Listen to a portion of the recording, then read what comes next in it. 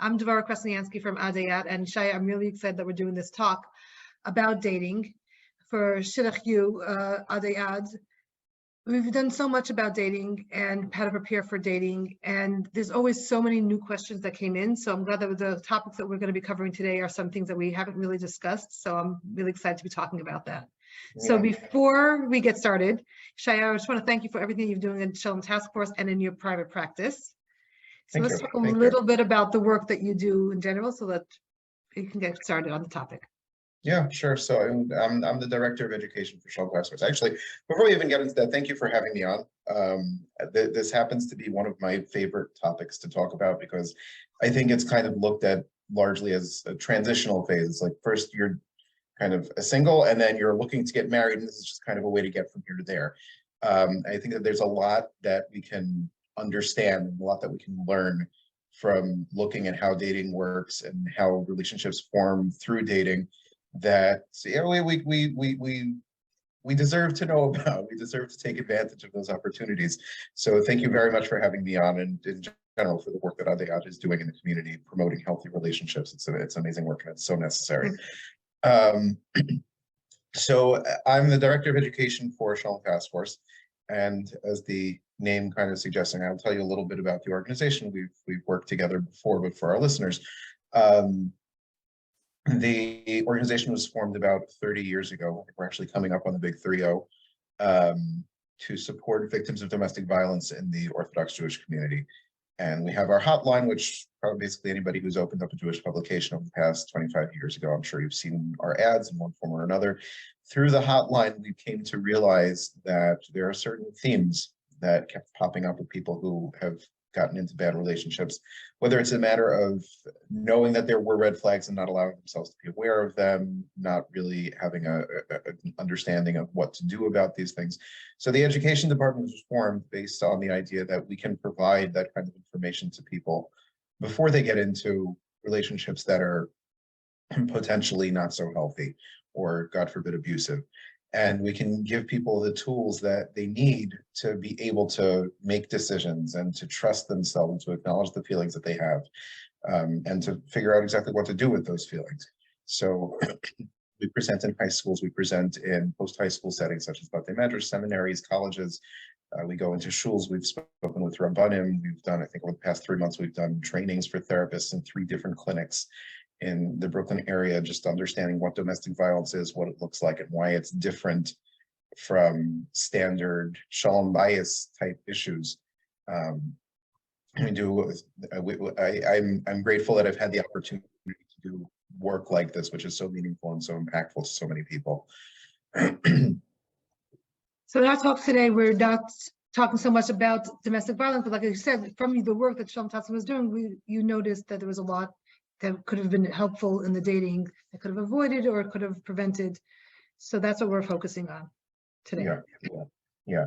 It's like we would get calls, and we still do get calls pretty frequently, that someone's in a relationship for however many years it is, or they've been dating for a long time, or they're married for potentially 15, 20 years, and they say, listen, I remember this is what's going on, and I remember seeing these indicators when we were first going out. And it's just so important to know how to use the dating experience fully, and not just to avoid those situations. Obviously, we want people to avoid these situations, but also to be able to just maximize the experience and maximize the opportunities that they can get to grow the relationship at that stage.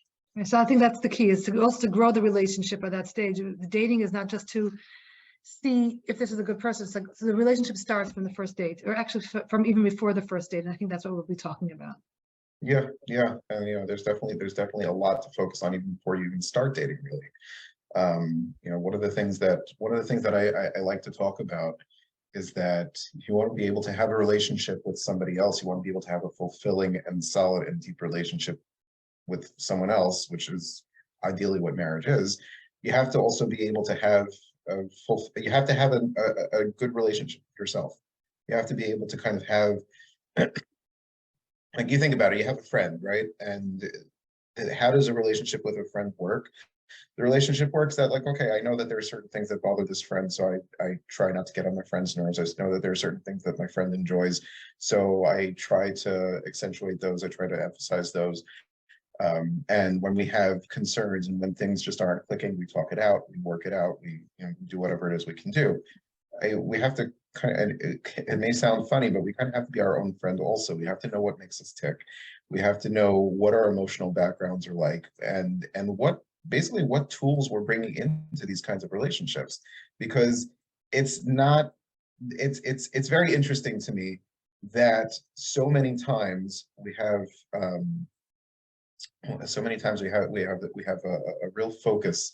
I think there's a cultural piece to that also, that there's a whole focus on doing chesed and doing for others and putting yourself out there to try to accomplish for others, but we kind of neglect ourselves.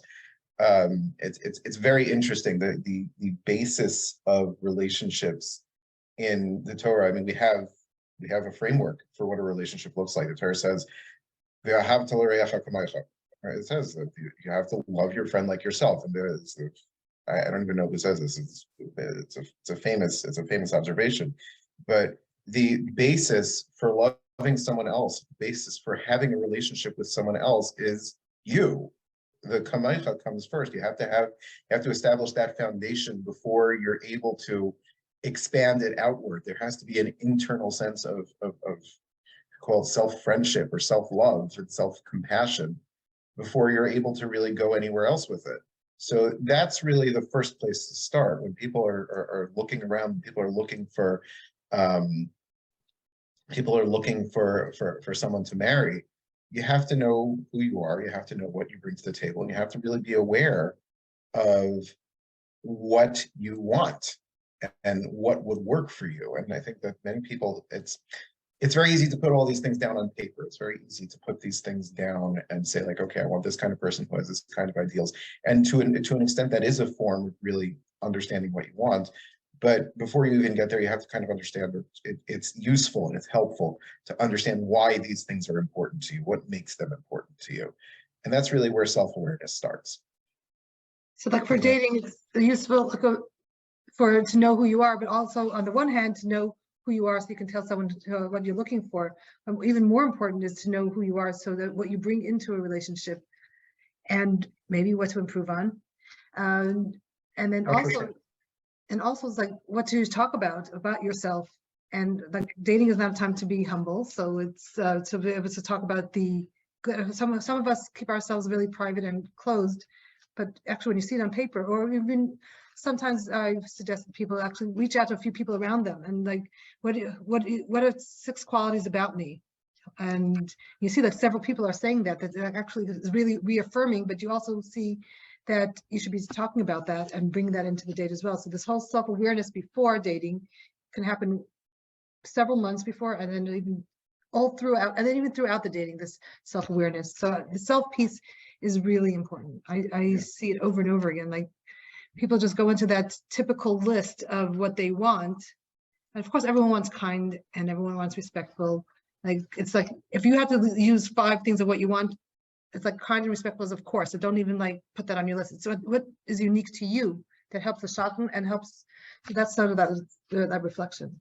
Yeah, it is. It is. And I think the idea, I like that idea of talking to other people to see what they see in you. The analogy I like to use is I'm sure you've put together IKEA furniture at some point in your life or something like that. The idea is that whenever you're going in for marriage, so you need 2 things. You need a blueprint, right? You need to, when you're putting together that furniture, hopefully they include some sort of a manual telling you how to do it. And sometimes it's not so clear, which kind of is actually kind of, I think it's a perfect metaphor. Yeah, it makes the analogy better, I think.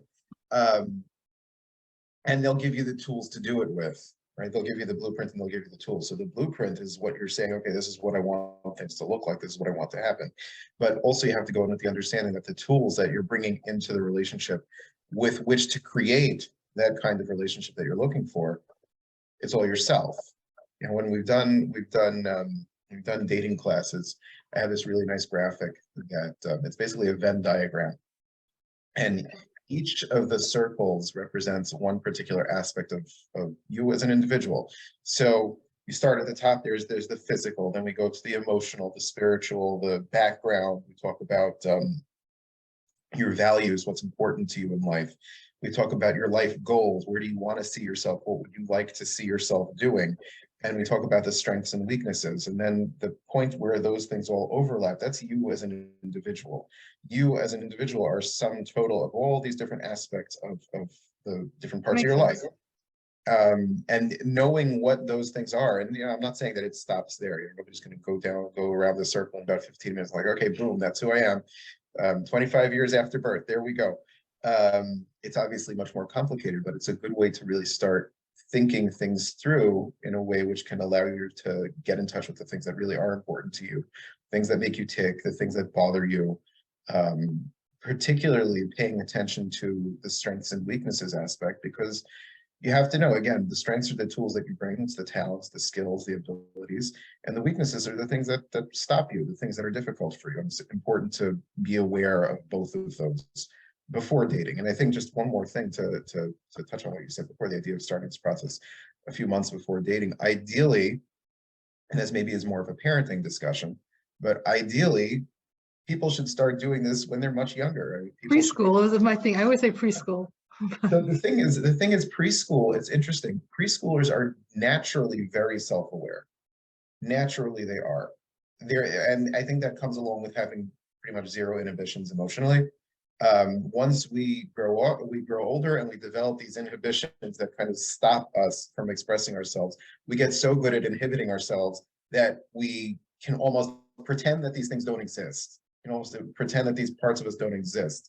And I'm not saying that, we have to get in touch with our inner need to, I don't know, have the green crayon as opposed to the blue one, or to throw tantrums about it, but just to understand and to acknowledge and to validate yourself that there are certain things that you need and certain things that you're good at, certain things that you're not.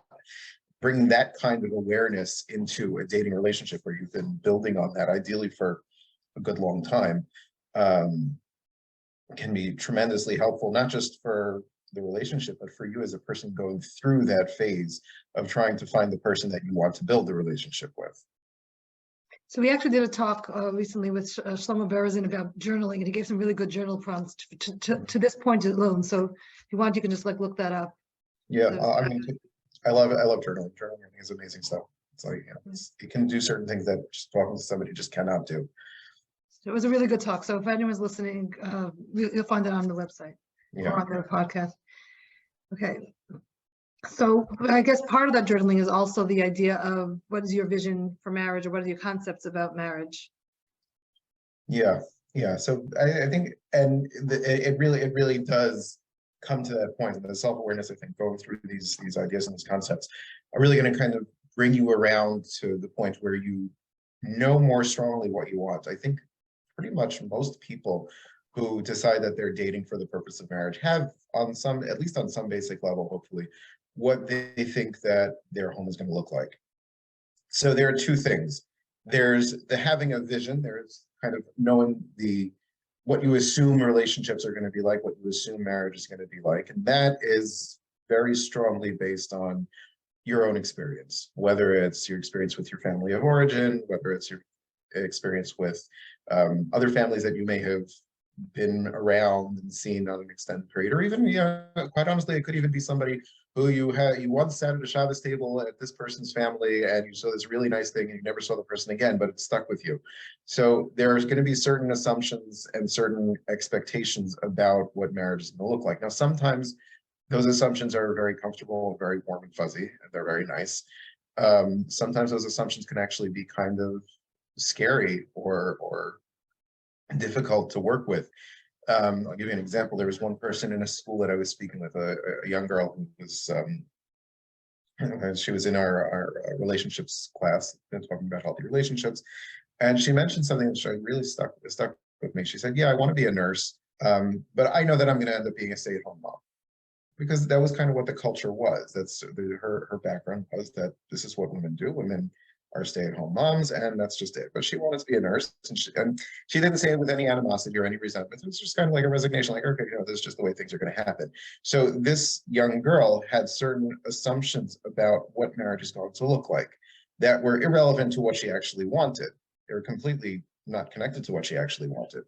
And that's really, I think, the first step in self-awareness is understanding what assumptions you're bringing in.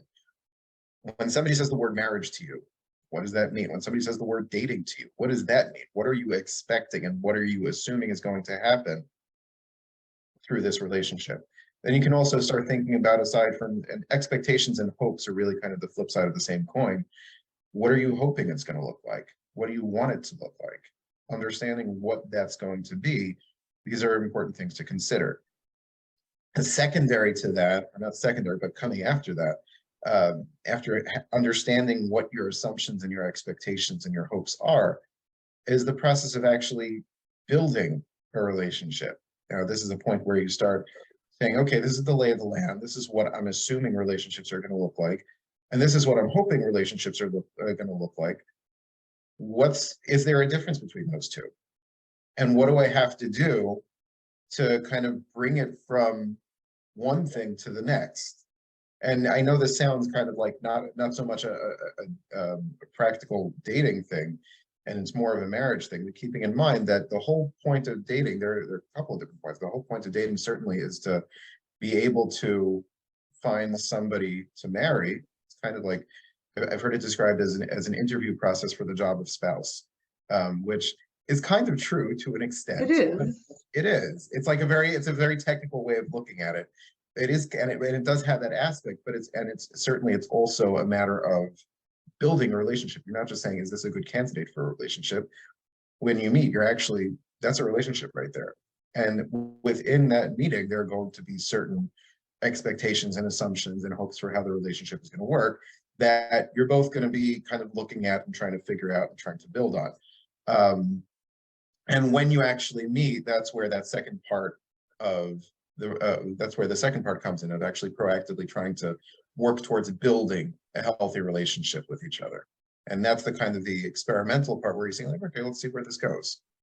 I want to circle back to what you said before about that your assumptions about a marriage. I know there are some people that say they can talk about what they don't want in a marriage, some things that they've seen that they don't want. But what I'm hearing from you is like you should really turn it into what you do want and then try to work toward it rather than just making a list of what you don't want. Like, I don't want to be like whatever parent, and I don't want to be like, I saw something and I don't want to do that. But knowing that what you don't want, I'm definitely not going to be like my parent, but without replacing it, without doing that proactive work of how you're going to be different, you may actually fall back to it. So not only know what you don't want, but actually formulating what you do want. Yeah, it's like the line that always that keeps running through my head when we get into this particular topic is replace instead of repeal. Right? You remember that was like the whole thing when they were discussing the whole Obamacare thing years back. I wanted to replace it with something else instead of just repealing it and seeing what would happen next. And I think that's really the key. If you're running away from something, you're never going to get there. You're never going to get to where you want to be. Whereas if you're running towards something, then you'll end up getting away from whatever it is you wanted to get away from, but you're going to end up getting somewhere. If you have a goal, you have a particular setup in mind, it's important to be aware of the things you don't want to happen, but it's more attainable if you can turn that into something concrete, into like a concrete goalpost that, okay, this is where we're going to get to. So for some people, they end up falling back to the default that they knew. If they don't have other skills, like we can't even imagine the stress that our parents had, and that's why they maybe acted out in that way. But if you don't have new stress skills, then you may fall back to what's most familiar. Right. Yeah, and it's a big deal. Like, I've met with so many people who are say like, okay, I don't want to replicate this particular behavior that my parents showed me when I was growing up. I don't want to be able to do this or this or this. And but actually replacing it with another behavior, replacing it with a more functional way of dealing with whatever it is that they're dealing with, when they revert to those things, can be very difficult, because again, like that's what they saw, that's what they grew up, that's what they internalized, and it can be very hard to get through that. So I think when designing your own relationship, if you don't have those goals, it can be much easier to revert, because and also kind of giving yourself not giving yourself a hard time about it, because it is very hard to, it can be very hard to replace behaviors that are internalized and have been just kind of like the go-to way that you've seen it. But by learning skills and by being aware of what you're doing and what you're looking for, it is doable. It is doable, and especially when you have hopefully a supportive spouse, you have somebody who is on the same page with you, and okay, we both want to get to this place where this is the way we deal with finances, this is the way we deal with disagreements, this is the way we deal with decision making. It's much easier to do it when you're both supporting each other in that. Well, I think it would be even easier to do it if you actually, when you notice it before you even start dating, and you start getting experience and become experienced in better ways of coping. For sure. Instead of like saying, this is what I would like to work on with a spouse, is this person a person whom we can work on this together, which is great, but it's even better if you come in with having years, months of experiencing it. I don't think that trying out something twice is enough. But it has to really become the new you. Yeah. So the self-reflection, the earlier you can do it, the better. And if you can do that when you're in high school or a seminary or best measures, and actually try out these new skills with friends or peers, their parents, and just let it become the new you.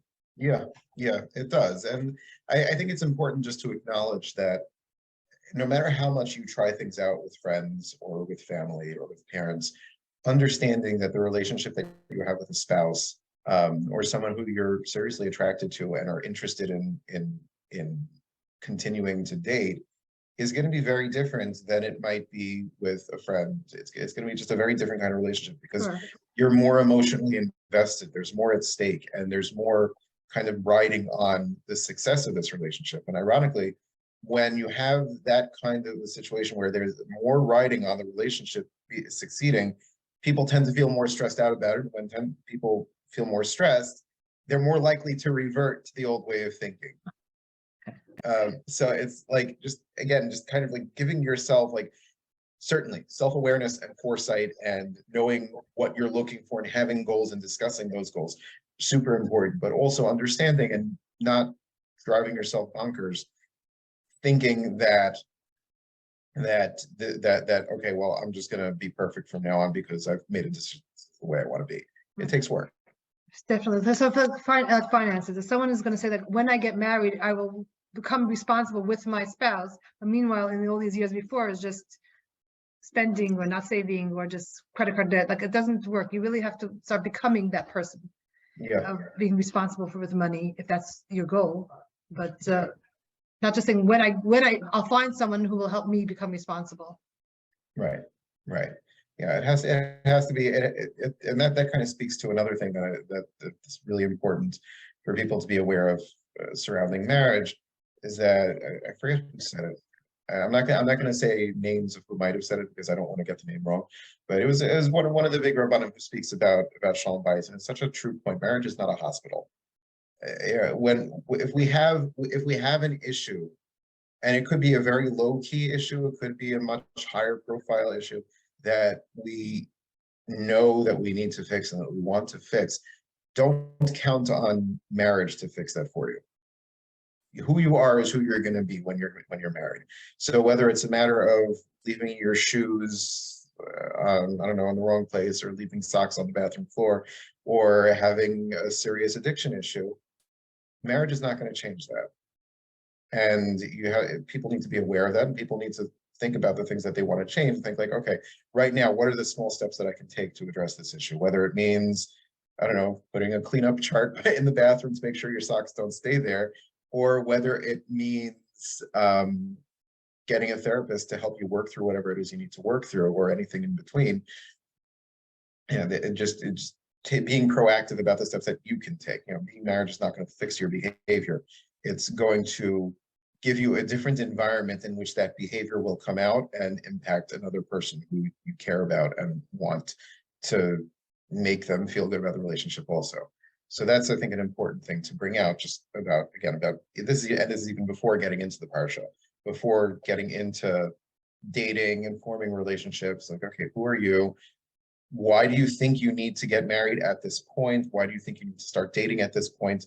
Are you ready to date at this point? Is this something that would be good for your development, good for your self-growth?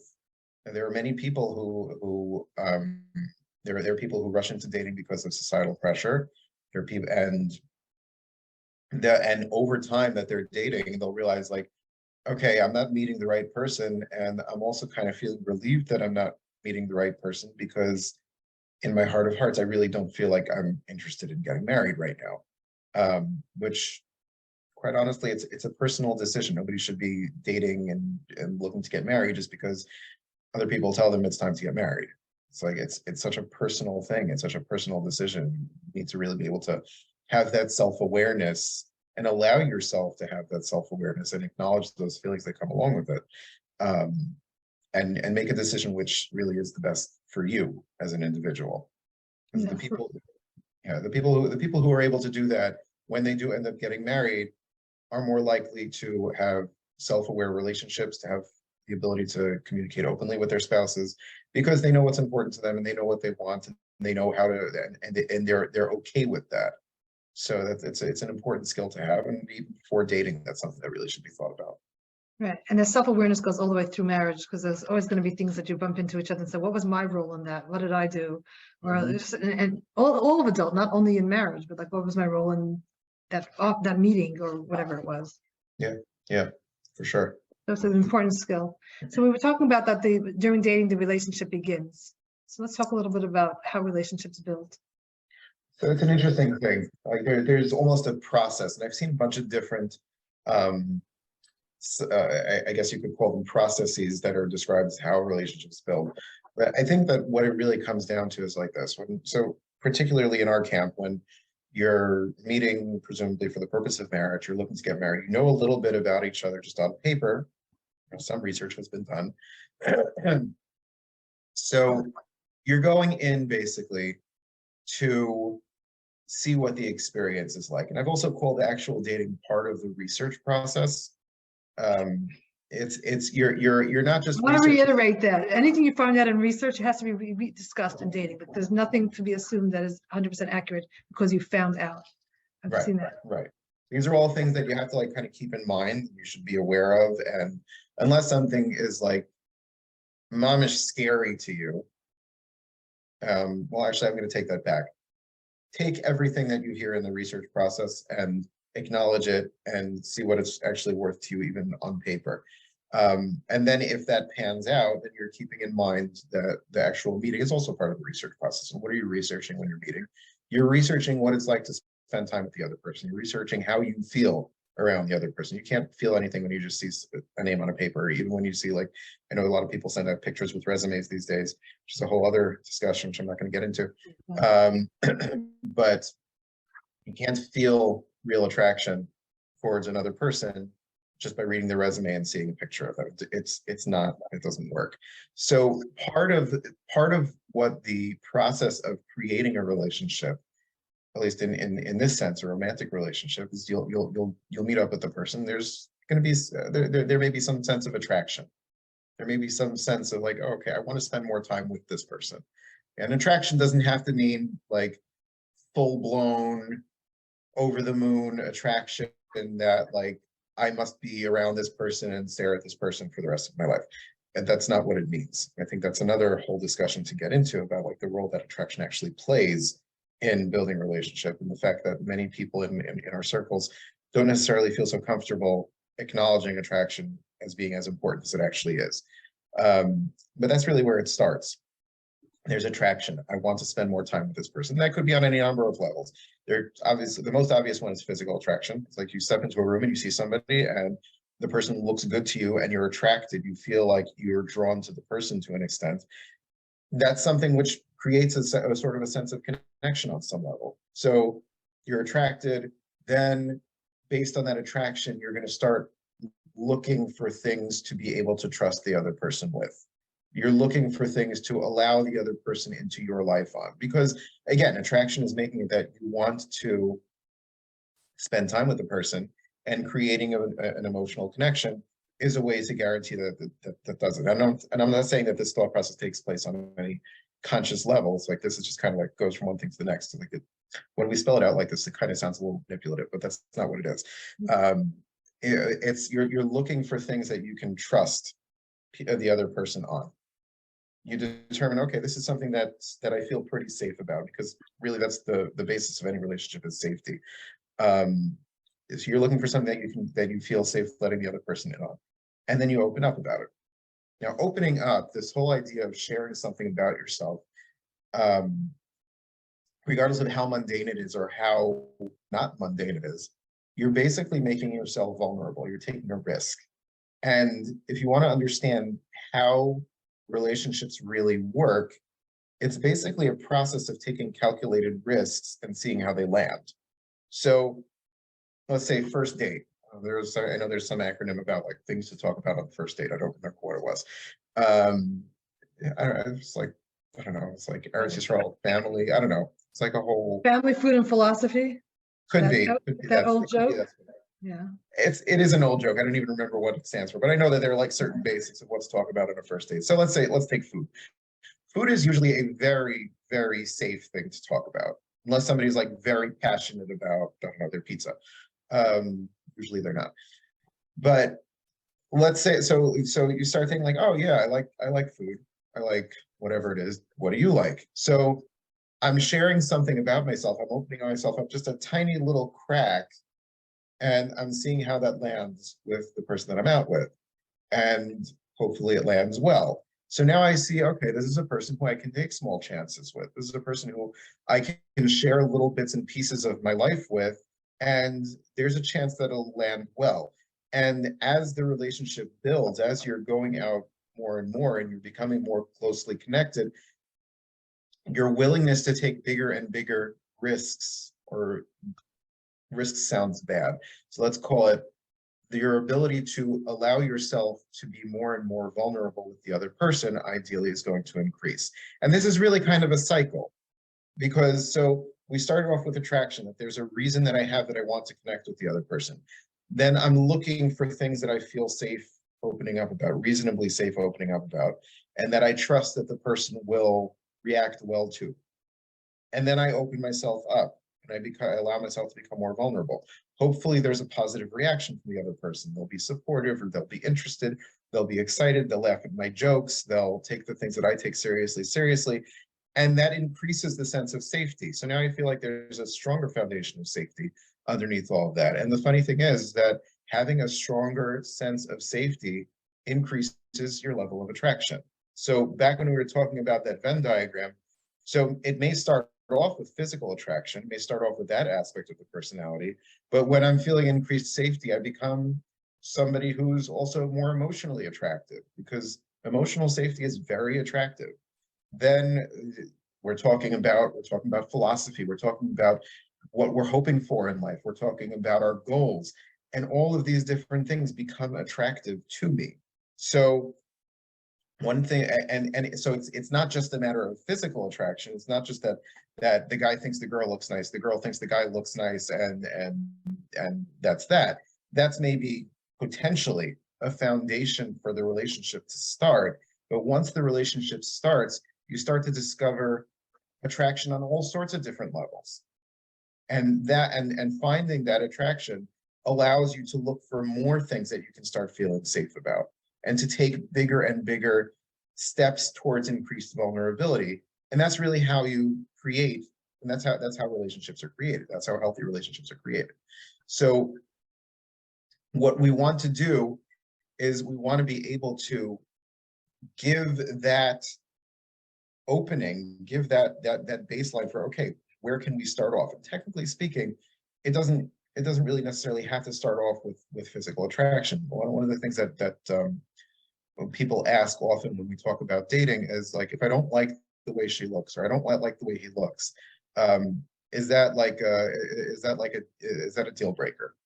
And the answer to that is that it's not necessarily a deal breaker. Let's say a person goes out on 1 or 2 dates and they're not blown over, but they have basically a good time. They have decent conversations.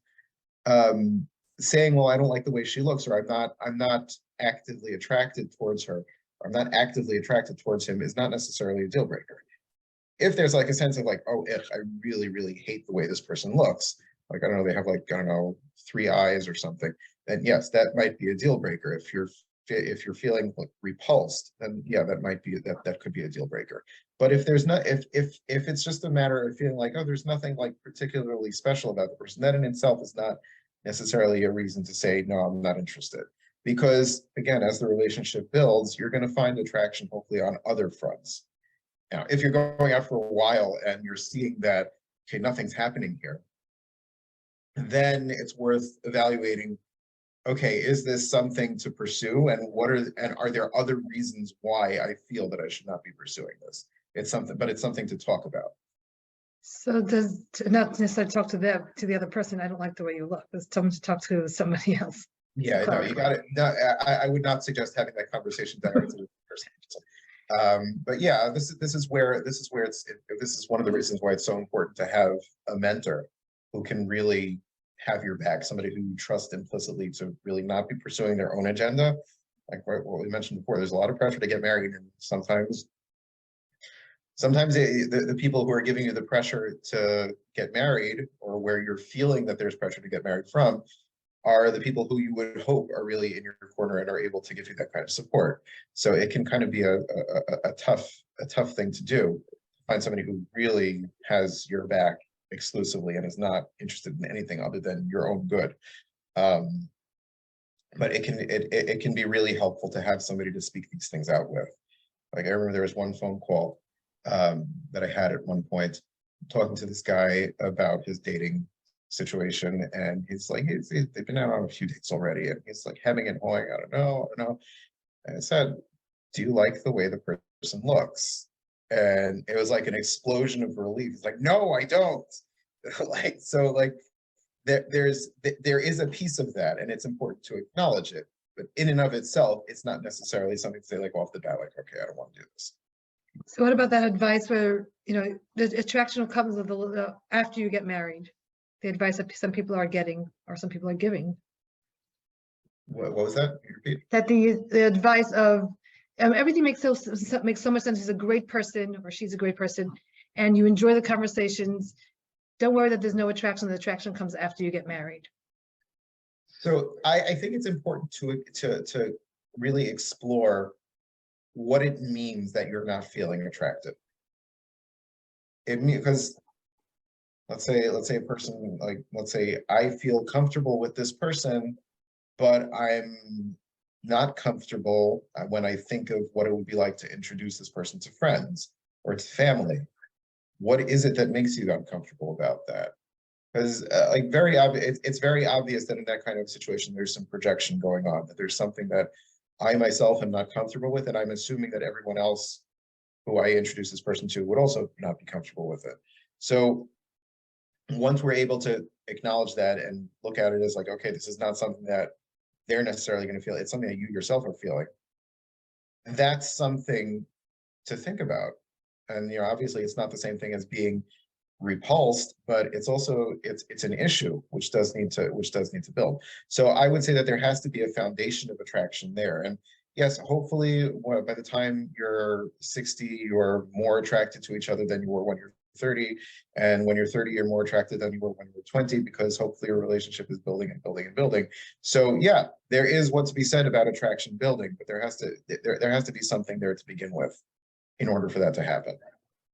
So should they go out more and see if there's something else? Or, I mean, like the advice of this, like, don't worry, everything makes sense on paper. And you'd be so lucky because such a great guy, such a great girl, such a great family, such a great setup, the whole deal. So what if you're not yet attracted? So I would say that you have the answer to that would be is that our family doesn't exist on paper. And like, yes, it's very nice on paper. And if we were writing a book about them, that would be great. We could make up great characters, and they could be beautiful people and do a lot of chesed and have all the good milas that we hope for in spouses. But at the end of the day, we have to actually live with this relationship. And if they've gone out a few times and they're and certainly if they're repulsed, but even if they're just not feeling it, then there's something to think about there. That like, okay, why are you not feeling it? What's really going on? You got to kind of look under the hood to figure out exactly what it is that's holding things up. So what I'm hearing then is that don't just go with that assumption of that it will grow, and don't just dump it because you're not feeling it. Like really explore it. Look, there's patterns that you get to a certain stage in many dating relationships and then stop here. But there's the things to actually evaluate. Yeah. Don't Yeah. make quick decisions one way or the other. Right. Or Right. pressure decisions one way or the other. Yes. Pressure decisions are never good. It's like, Shadchan's not going to call up and say, like, this is a 12-hour deal, call us back by midnight. And, I've heard some things like that. He's going away for the summer. Is it now or is it over? right. And it's sort of like a 12-hour deal. Yeah, and ideally, people should not be working like that. Well, sometimes it's also not only from the shopper. It's like one side is ready and the other one is still trying to figure it out. So then there becomes pressure. Right. So and that's again, just to come back to that idea of not making decisions because of pressure, not making decisions because other people are telling you must make a decision. The decision to think things through is also a decision. A decision to say, I'm not deciding right now is also a decision. And then based on your decision, the other side can make their decision. Like it's not like nothing. I don't think anything is ever productive when it's a pressured decision. There's a lot of gray areas, and people have to be given the space to sort these things through if they need to. And if that doesn't work for the other side, then the other side makes their own decision about what that means. Right. Then you can make your decision about what their decision is. But even so, the whole idea, if you have to make a decision based on the other person's decision, then that sounds to me is another word called pressure. Oh, it is, and there is pressure. And I think it's incumbent on us to be as unpressured as possible. I mean, like the whole thing is already pressured. The whole idea of like saying, okay, I'm going to meet somebody for say 9, 10, 3-hour dates. That's a grand total of knowing a person for a little over a day. And then saying, hey, you want to spend the next 100 years together? That's a big decision. It's a big deal. And, and Baruch Hashem, there are so many people who have so much fun doing that, and it flies and it just goes, and they build a great relationship, and they're confident in their decisions, and they have absolutely no ambivalence whatsoever, and that's great. It's a beautiful thing. And there are many people who need who need a little bit of extra space and need a little bit of relief from that kind of pressure. So giving people that space and understanding that people need to make that kind of decision is very important. I want to circle back when you said safety. So I want to define what safety and trust looks like in a date when you really don't know someone so well. Yeah, it's a good question. So when we talk about safety, and we're not just talking about physical safety, though that's I think the most obvious one.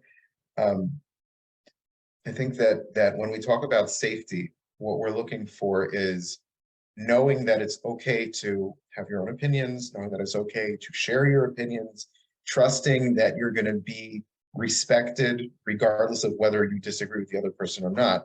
There's actually a great quote, and I think that this is a good way to jump into the discussion of safety and trust. I came up with this line 2-3 years ago, and I find myself consistently coming back to it just as a way to describe what a healthy relationship is. The quote goes like this: I will invest myself into the relationship to the best of my abilities in a way that helps you feel safe, secure, cherished, and loved. I will do this in a way which does not compromise my ability to feel the same way.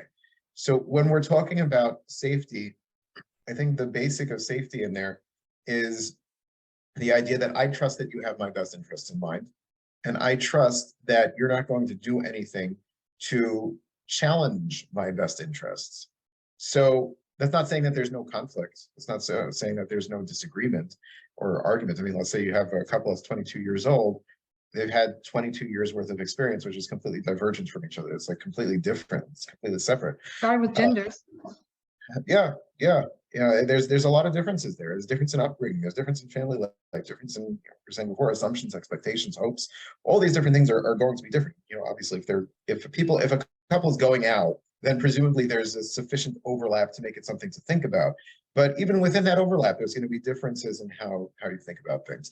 So when we talk about safety in terms of relationships, what we really mean is the understanding and the feeling secure enough in the idea that the other person respects me as an individual, respects my right to have opinions, respects my right to express opinions, to want things to be different than they actually might be right now.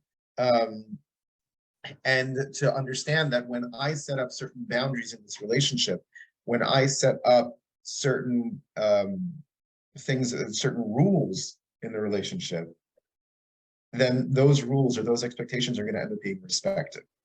So understanding that if I say, this is something that that comes up in dating sometimes. Like, let's say you'll have two firm families, and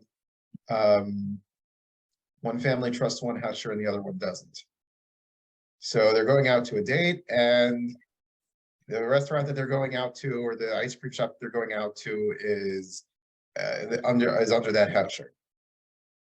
So somebody who doesn't feel safe, somebody who doesn't feel secure, might not be able or willing to say, "You don't eat by that husher." Somebody who does feel safe, who knows that their opinions are going to be respected, would feel like, "Oh, we don't eat there. We go someplace else." And so that's like a very low key example. It's like a more mundane example of it. But the whole idea of being able to say, "I am not comfortable with this," or "I am comfortable with this," is very important. It comes up a lot, and I think it's one of the things that I think doesn't really get spoken about so much. The idea of the struggle of being shomer negia when dating. You're in a very close relationship, and you're attracted to each other, and humans are human, and they want to hold hands, they want to do things like that, and it can be very sometimes difficult to not do that. So what do you do when you have one person who really, or when you have one person who doesn't feel like being shomer and the other one says, "No, I do feel like being shomer"? So it's something to think about. These are boundaries. Do I feel safe enough saying, "I do not want to hold your hand right now," or "I would love to hold your hand right now, but we're not going to because this." Anything along those lines, really. Boundaries like that, being able to set boundaries and being able to discuss the boundaries that need to be discussed, is that's really what contributes to that feeling of safety. I find it's very interesting. I find that when we talk about boundaries, a lot of times people have this idea that boundaries are like, "Oh no, you did something wrong, now I have to set up a boundary." And truthfully, it's not really like that. Boundaries are actually a positive thing. You think about it like this. You can go back a couple thousand years, you had big cities that had fortified walls around, right? And you had certain doors, you could get through the walls into the city. The walls serve two functions. One function that they serve is, I'm going to keep the bad guys out. I'm going to keep people out who I don't want getting into the city. And the other thing that it serves is, it serves to define what the city is. You look inside the walls, you can see there's this, and there's this, and there's this, and this is all part of the city. This is what makes the city what it is, what gives the character to the city. And it's really the same thing with boundaries in a relationship. When you have strong, healthy boundaries, it's not just about saying, like, "Okay, shomer negia is not allowed. Cholestam is not allowed. This is not allowed. This is not allowed." It's not just a matter of saying this stuff is not allowed, which can feel very prohibitive. It's also about defining what your relationship is. So when you're saying, and just to come back, let's go back to the shomer negia thing. But when you're saying as a dating couple, we are going to be shomer negia, and that's the boundary. Okay, but what does that say about what your relationship is? It could be that what that says about your relationship is that we have feelings for each other and would like to hold hands, and we both value this idea of not doing that until we're married. So that, looking at it that way, is like, "Oh wow, this is a really beautiful thing." Acknowledging that boundary can accentuate an understanding of what this relationship really is. And aside from that, it also kind of provides just a greater understanding of what is in the relationship. Okay, what can we do? We can't do that, but we can do A, B, and C. We can do all of these different things. And looking inside the relationship to acknowledge what it is can really gain you a new appreciation of what is available as opposed to what's off the table. That makes sense. I remember talking to, I think it was with Shana, also from the Shalom Task Force, about that you should not commit to marriage until you have some conflicts, until you've worked through, made decisions together, till you actually had an uncomfortable conversation, like not making everything super smooth, but looking to see and have an experience and experience each other disagreeing or having different perspectives or working through some sort of conflict. So when challenges come up, not to infer, but to actually go back and have this wonderful opportunity to talk about it. Yeah, it's such an important thing. Like there certainly, I totally understand why sometimes couples will bring the shadchan in to discuss things. I get it, but at the same time, think about it. If you're at a point where you're really interested in this person and you know the other person is interested in you, part of having a relationship is being able to navigate conflict. I think John Gottman, who's a famous family therapist and researcher, he has done research over the course of a few decades. I think he's worked with thousands of couples, just researching, seeing what makes couples tick. And he determines that a ridiculously high percentage of arguments that couples have, the successful couples, the ones who have good relationships, a ridiculously high percentage, I think it's like 69 or 70% of the arguments that they have, the issues that they're arguing about will never be resolved. So you have a couple that gets married at 20, they could be arguing about the same exact thing for 100 years with no hope of ever resolving it. I will always say that you should put the toilet paper roll on this way, and you will always say the other way. And like, whatever it is, whatever the argument is, whatever the disagreement is, it's going to be there. And to accept that conflict is a fact of life, and not just a fact of life, it's important to have conflict. The trick is how to navigate it. Obviously, there's a good way to navigate conflict, and there's a way which is just not productive at all. But the idea that people are going to try to avoid conflict as much as possible, or to avoid uncomfortable conversations as much as possible, I think I'm not going to say it's setting yourself up for disaster, but you're going to end up getting a rude awakening at some point, because marriage has a great deal of conflict in it. It just does. You know, an experience before, just to see that how we can do this and that we can do this. Because you know, you may be able to call a shotgun for the first few weeks after you get married, but like at some point, you're not calling somebody else in. Like it's I'm not even talking about marriage. I'm not even talking about while you're married. I'm saying, like, you know, early on in the dating process, like, oh, could you communicate to him that this was okay, but this wasn't? Or, oh, could you communicate to her that I like that, but I wasn't so thrilled with what she said there? Like, it happens, and I think, like, I understand why, but like, once it's further along in the dating process, certainly in engagement to marriage, there should be at least a discussion about how you're going to disagree. There should be at least a discussion about what you want to do when we have major disagreements. Whether it's a matter of, like, one thing I heard was a couple had like a notebook in their kitchen, that whenever they had a major disagreement, they would just like write down on a notebook, I feel this way, I feel that way. So it was a way of avoiding an uncomfortable potential confrontation while still expressing what they were actually feeling. Now, I'm not going to say that that's going to work for everybody. It might not. But the idea of having an agreement on how we're going to navigate difficulties, on going in with your eyes open and understanding that this is going to be something that we're going to work on together, that in itself, I think, is tremendously important. Even if you don't actually have a specific argument or disagreement that you want to actually navigate. So that comes back to the safety, that you feel safe enough to have that conversation, not to hide behind the shotgun, or Yes. not bring it up at all and just hope it goes away, or hope I get used to it, or hope that it's really just I'm seeing it wrong. Right. Because it's a long life of hope it goes away, because it doesn't usually go away. Yeah.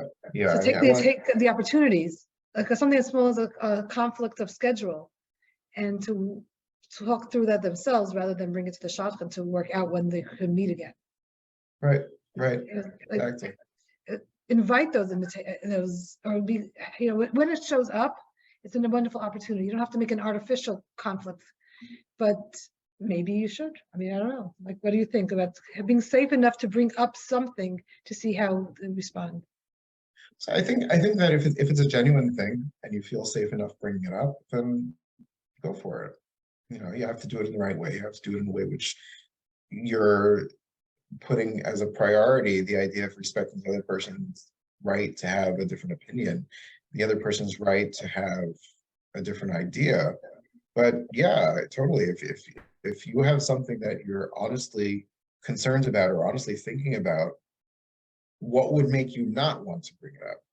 And like really thinking about that part, like, oh, he's doing this thing that bothers me, but I don't want to rock the boat. All right, what's rocking the boat like for you? What has rocking the boat been like for you, and how has it happened before in a way which has not worked out? What messages have you learned about rocking the boat that makes you more willing to endure discomfort than to be assertive for this other thing, which is obviously important to you? So like just thinking those things through. A nice part I like to say on this, like we have this culture where people are told, be mevater. Don't worry about it. Be mevater, give up on it. Don't make a big deal. You look at the shorish of the word mevater, and I've run this by a few people, and I've gotten some solid agreements. The shorish of the word mevater is the same as the shorish for the word yoser, which means extra. So like if you're able to honestly determine that something is extra, that means I don't need it. And that's fine. Be mevater, give it up, let it go. It's extra. I don't need it. But if it's not honestly extra, what's going to happen by being mevater, so to speak, is that you still do need it. It's really not extra, and it's going to sit there, and that need is going to breed resentment and upset, and that feeling is going to come out in some other way. So by not consciously bringing up these uncomfortable conversations, by not consciously being able to deal with the disagreement, you're just making it so that the disagreement is going to come out in a completely different way, and it's going to end up being part of the other stuff on the camel's back when the straw breaks it. So also the thing is, like, what's the worst that can happen is that, especially we're talking about during dating, we're not even talking during marriage. Yeah. The worst that can happen is that you'll see that you're not compatible, that you can't make this work. Right.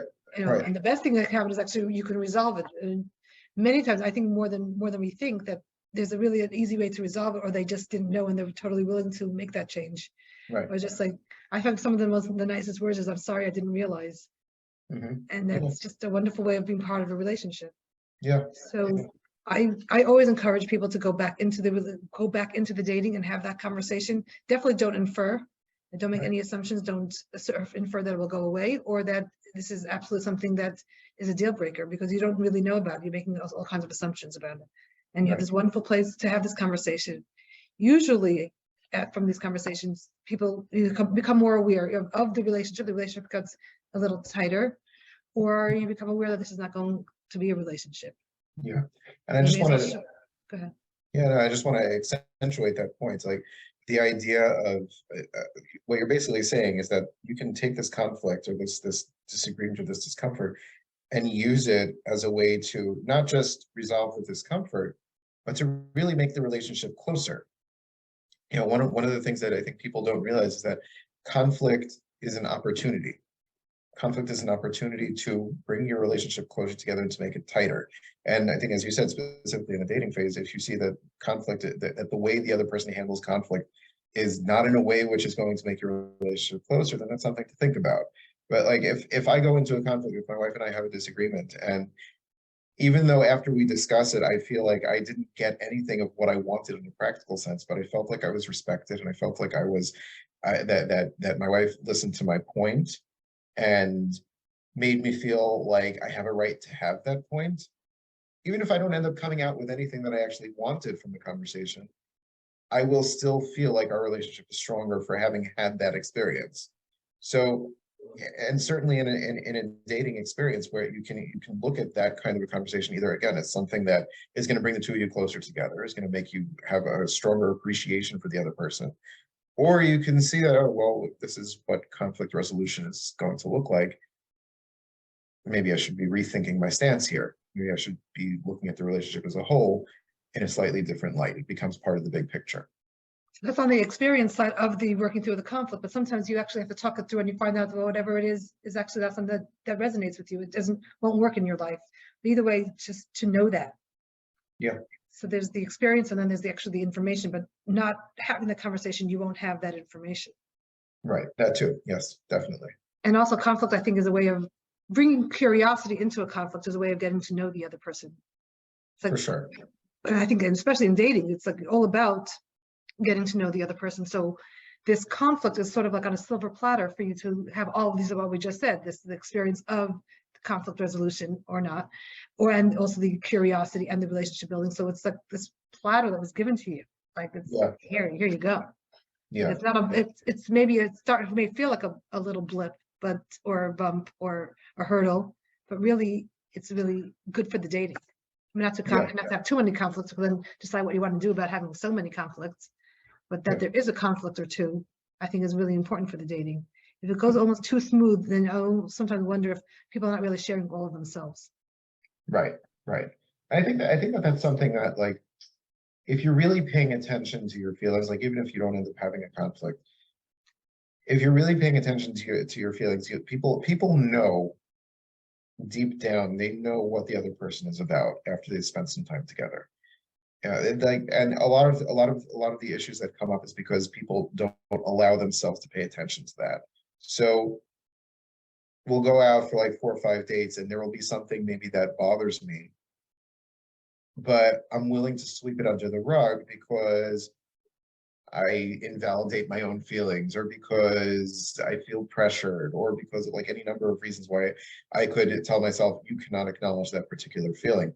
But even on a neurological level, people register emotions on other people faster than they register the actual verbalization. So like, let's say I say something and the other person has just like a split-second reaction on their face. That's registered on my emotional, I guess, satellite, let's call it, on my emotional radar. I've picked up that and I've interpreted it on some level, and I have a feeling that corresponds to that interpretation. This is, and then all the rationalization kicks in and we decide whether we want to actually accept that or not. Even if it's not a conscious decision, we kind of like either we'll sweep it under the rug or we'll look at it and say like, oh, okay, I felt uncomfortable, but I know it's because of A, B, and C, and I'm okay with that. But people tend to have a good idea of what people are about. So even if people are not actively disagreeing, and I'm not saying stay away from necessary conflict, but even if people are not disagreeing, if they're not actually having a conflict, they're not actually having a communication about specific difficulties, people are generally able to get a sense of who the other person is and make decisions based on that, if they're being aware, if they're being open to That's the key. Because I've seen some people that listen to the words, but he said, or but she said, but there's so much of communication is in the nonverbals, is in the tone, is in the body language, or even the timing of like when they brought it up. It's like sometimes it says something. So there's so much to pay attention to, and that's part of experiencing, and not only finding out the information of the wording, but like really paying attention to the whole communication that's happening. Yeah. And then tuning in, and then ideally some sort of journaling or reflection after the date, so you actually tune into, on the one hand, what I found out, what more I want to find out, what more I want to share, what I said and I want to clarify. On the other hand, also tuning into the experience. And what was it like? Yeah. And it's sometimes, and I know some kind of want an answer by the next morning, but sometimes it takes longer to work it all through. But just as a courtesy, let them know that you weren't working it through, you're not ignoring them. That's no, that's for sure. Just to be a mensch about it, but also be a mensch to yourself. Also, give yourself the time, the space to think about it, and especially when you need it. Especially when these things are really. Sometimes we just know it went really well, and then we can take time to like reflect about like what I want to find out more, or what I want to build on, or what I want to like. Because for each date, it's worth coming in with the goal of what you at least would like to find out, or what you would like to share about yourself. Right. It kind of goes back to what you were saying, that it's an interview for the spouse, to the role of spouse. But there is a certain amount of not just letting the conversations flow. That's not how shidduch dating works. It's kind of like really working toward marriage. Does this make sense for marriage? Not only do we enjoy each other's company. Right. Right, because there's a lot more to marriage than just like, okay, we can have a good time together. And there has to be a degree of compatibility. There's one amazing story. I don't know if you're familiar with the book Lieutenant Birnbaum. It's an art scroll book, published a while ago. It was about like a long while ago. Yeah. This is one of the early art scroll books. It's about a French soldier in World War II, an American soldier, and it goes through his whole. It's not just about his war experiences. So that's a nice chunk of the book, but it talks also about his upbringing. The one thing that sticks with me, like amazing thing, when he talks about his parents. So his mother was a firm woman, and he talks about how his mother met his father. I forget exactly what his father was doing, but his father was not a firm person. His father noticed his mother and decided, okay, I want to court this person. I want to go out with her. I want to marry her. And she was adamant, like, nope, you're not from, nope, not happening. They ended up getting married. He was not from, she was. And like, if you look at it on paper, there's like, how did they do that? And the only way that you can make a marriage like that work, and they did make it work, was that there had to have been a degree of such respect and regard for each other. They're like, okay, this is not my way of doing things, but I respect that you're going to do it this way. And they made decisions about how the house was going to be run and how the children were going to be raised and all that. So even though on paper it looked like there was like a certain incompatibility, there was that core of compatibility based on complete mutual respect. So like when marriage is not just about having a good time together, it's about compatibility, it's about respect, it's about being able to it's about being able to live life together, which is, again, more than just having fun. So it's like there are definitely these other things that you need to think about. Right. This has been so helpful. There's so much more about dating, and we'll continue the series and reach out to Shalom Task Force about the red flags. We'll do that sooner than later. Yes. Now that I have you as here from Shalom Task Force, can you just give us the hotline number, because people may need it during dating. Yes, so I think it's really important. So Shalom Task Force. So we have two services actually. One of them is the hotline, which is you call and you can actually speak to somebody. We also have the text line, which is text compatible. It's WhatsApp compatible, so you can call that as well, and have support that way. So the number, I'll give you the number. This is 888-883-2323 is the number for both of those services. You can text or call those numbers. And whatever the concerns that you may have about your relationship, or if there's someone else who you're close to who's going through a tough time in their relationship, you can call up, you can share whatever's going on, potentially get some guidance, referrals for therapists or other services that may be necessary based on whatever the situation specifics are. So it's not only for suspecting abuse, it's just any difficulty in a relationship. So we've had a lot of people calling in.